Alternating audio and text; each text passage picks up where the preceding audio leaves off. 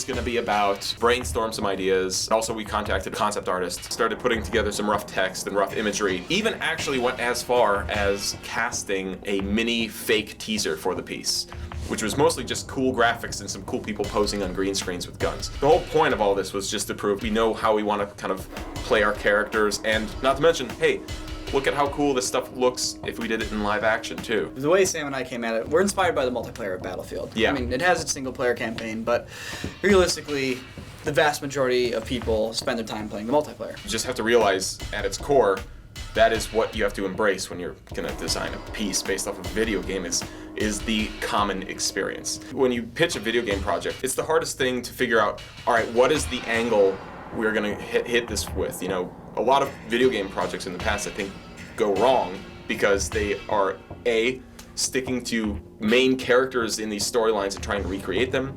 B, they're trying to 100% recreate like settings or memorable, iconic things from the game. And Or really, they completely deviate altogether into a mass audience thing that has nothing to do with the game. yeah, I mean, at that point, but the thing is that at that point, no matter which option you take, you're like pigeonholing yourself into these like pre-written, pre-made, linear things that honestly players have already experienced. Well, another issue too is Yeah.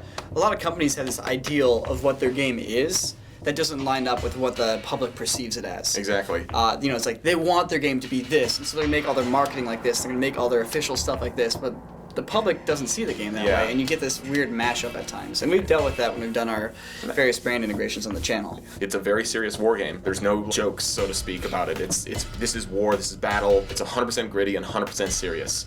And then you flip that around and you take a look at all the videos online of gamers who are playing it, ourselves included, and usually it is you putting a bomb on some guy's butt when he's not looking and blowing him up.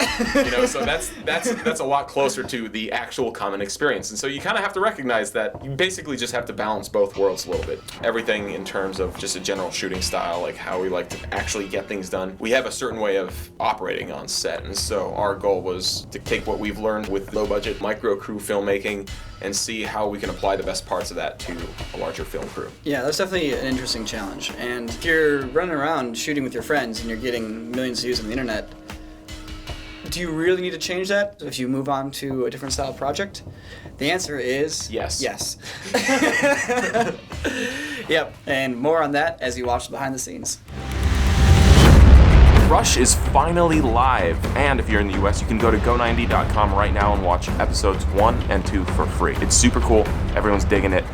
Check it out.